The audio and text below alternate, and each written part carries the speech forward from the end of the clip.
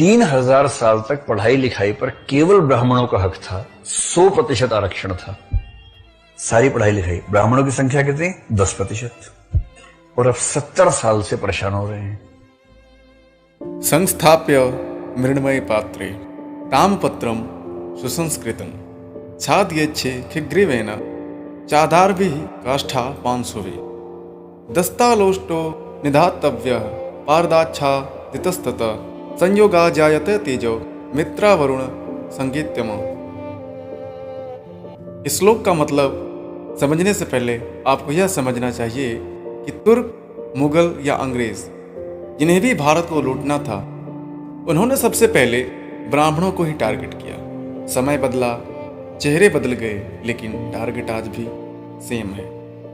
इस वीडियो में हम विकास दिव्यकीर्ति सर के 2 सवालों के जवाब देंगे। पहला प्रश्न तो आपने वीडियो के प्रारंभ में ही सुन लिया, पहले इसका जवाब दे देते हैं, फिर दूसरा सवाल देखेंगे।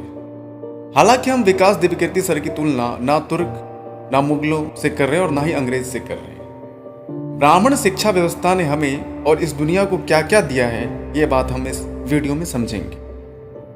यह श्लोक महर्षि अगस्त की लिखी हुई किताब अगस्त संहिता का श्लोक है। इसका अर्थ है, एक मिट्टी का पात्र लें, उसमें ताम्र पट्टिका यानी कॉपर सीड तथा सिखिग्रीवा अर्थात कॉपर सल्फेट डालें, फिर बीच में गीली काष्ठ पांशु फेस्ट सॉ डस्ट लगाएं, ऊपर पारा अर्थात मरकरी तथा दस्तलोष्ट अर्थात जिंक डालें, फिर तारों को मिलाएंगे तो उसमें मित्रावरुण शक्ति अर्थात इलेक्ट्रिसिटी का उदय होगा। उन्होंने इसी पुस्तक में ड्राइसेल बनाने की विधि का भी उल्लेख किया है। इसका परीक्षण करके आधुनिक वैज्ञानिक द्वारा इसे सही बताया जा चुका है। यही नहीं बल्कि इसी पुस्तक में हॉट एयर बैलून का भी उल्लेख किया गया है और हजारों वर्ष पहले एक ब्राह्मण द्वारा लिखी गई किताब में इन बातों का जिक्र मिलता है। हम सभी जानते हैं कि पूरे ब्रह्मांड में स्पीड ऑफ लाइट सबसे ज्यादा है। आधुनिक समय में स्पीड ऑफ लाइट की कैलकुलेशन सबसे पहले सन 1676 में एस्ट्रोनॉमर ओले रोमर ने की थी। उनके अनुसार speed of light 1,86,000 miles per second की थी। ऋग्वेद के अध्याय 50वें के 4था श्लोक में स्पीड ऑफ लाइट के विषय में लिखा है, योजना नाम सहस्त्रम द्वैद्वै शते द्वै च योजने एकेन निमिषार्धेन क्रममाण नमोस्तुते। द्वैद्वै शते द्वैदे च योजने का अर्थ होगा 2202 योजन। निमिषार्धेन का अर्थ होगा हाफ ऑफ ब्लिंक टाइम, यानी कि 0.1056 सेकेंड। एक योजन यानी कि 9 माइल। 2200 योजन अर्थात 19,818 माइल्स इतने सेकंड में। इसे 1 सेकंड में कन्वर्ट करने पर स्पीड ऑफ लाइट होगा 1,87,670.45 माइल पर सेकंड। दुनिया के सबसे प्राचीन साहित्य में से एक ऋग्वेद के इस श्लोक को लिखने वाले भी ब्राह्मण ही थे। क्या कभी भी किसी ने आपको इन चीजों के बारे में बताया है? विकास दिव्यकीर्ति सर ने अपनी एक वीडियो में कहा है कि 3000 सालों तक शिक्षा व्यवस्था पर बस ब्राह्मणों का आरक्षण रहा। मैं आपसे पूछना चाहता हूं कि उस समय जो क्षत्रिय राजकाज संभालते थे वे शिक्षित नहीं होते थे? उन्हें शिक्षा प्रदान नहीं की जाती थी? या वे वैश्य जो वाणिज्य व व्यापार का कार्यभार संभालते थे वे शिक्षित नहीं होते थे? वे अपने व्यापार को अशिक्षित रह के करते थे। आपने कहा कि शिक्षा व्यवस्था पर सिर्फ ब्राह्मणों का आरक्षण होता था, तो आपने ब्राह्मणों के शिक्षा देने का क्या स्तर होता था, इसका उदाहरण आप वीडियो में पहले देख चुके हैं। अब हम विकास दिव्यकीर्ति सर के सवाल नंबर 2 पे आते हैं।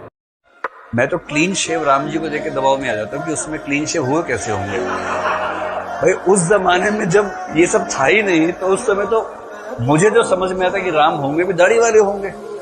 इन्होंने कहा कि इन्हें बहुत आश्चर्यजनक लगता है कि भगवान राम क्लीन शेव कैसे थे या क्यों थे, क्योंकि उस समय ब्लेड तो होता नहीं था। मैं आपको बताना चाहता हूं कि अभी जिस शार्पर ब्लेड का हम यूज करते हैं उसकी खोज सन 1901 में किंग सी जिलेट ने की थी। तो क्या उससे पहले लोग दाढ़ी नहीं बनाते थे या शेव नहीं करते थे? सम्राट अशोक की आप तस्वीर देखिए, कोई तस्वीर या कोई चित्र या कोई प्रतिमा, किसी में भी आपको दाढ़ी नहीं दिखेगी। ऐसी मान्यता है कि सम्राट अशोक की ये तस्वीर भी उनके वास्तविक मुखाकृति के आधार पर ही है। तो क्या यहाँ पे आपको आश्चर्यजनक नहीं लगता? क्योंकि सम्राट अशोक भी तो सदियों पहले आए थे। लगभग 1500 साल पहले सम्राट अशोक कैसे दाढ़ी बनाते थे या कैसे शेव करते थे, यहाँ सवाल खड़ा नहीं होता। यहाँ आपको आश्चर्यजनक नहीं लगता? उस जमाने में भी ब्लेड नहीं हुआ करता था। इसके अलावा भगवान बुद्ध के लिए भी यही मान्यता है। उनके देह त्यागने के पश्चात उनके शिष्यों ने उनकी जो वास्तविक मुखाकृति थी उसके आधार पर उनकी प्रतिमा बनाकर उसके सामने अध्ययन करना निरंतर किया था।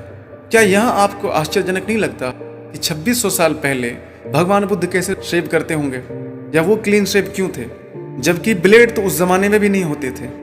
लेकिन आश्चर्यजनक आपको ये लगता है कि भगवान राम क्लीन शेव्ड कैसे थे, क्योंकि मानसिकता ये है कि कहीं न कहीं से घुमा के आपको भगवान राम पे सवाल उठाने हैं या कोई न कोई कमी निकालनी है। आप खुद मानते हैं कि उस जमाने में तीर, तलवार और खंजर जैसे धारदार चीजें हुआ करती थी। शेव करने के लिए हमें किस चीज की आवश्यकता पड़ती है? एक धारदार वस्तु।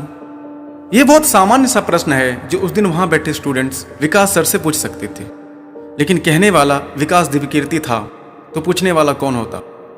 क्योंकि वो तो कभी गलत हो ही नहीं सकता है। इसलिए वहां बैठे जितने भी विद्यार्थी थे, जितने भी स्टूडेंट थे, मुंह उठा के सबने हंस दिया।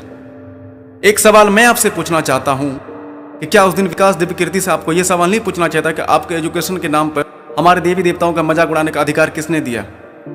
मुझे बहुत दुख के साथ कहना पड़ रहा है कि आज के समय में पूरे विश्व में हिंदू धर्म ऐसा धर्म है कि जिस धर्म के लोग अपने ही धर्म के देवी देवताओं का मजाक उड़ाए जाने पे हंसते हैं। यह हमारी इंटेंशन किसी की भी भावनाओं को आहत करने की बिल्कुल नहीं थी, लेकिन आपको सोचना चाहिए कि यह बार बार आप एक ही धर्म को टारगेट करके बोलते हो और उन कमियों को बोलते हो जो कमियां वास्तविकता में है ही नहीं। आज की वीडियो में बस इतना ही। आपको लाइक करना हो करो, ना करना हो मत करो, हमें कोई फर्क नहीं पड़ता। जय सिया राम।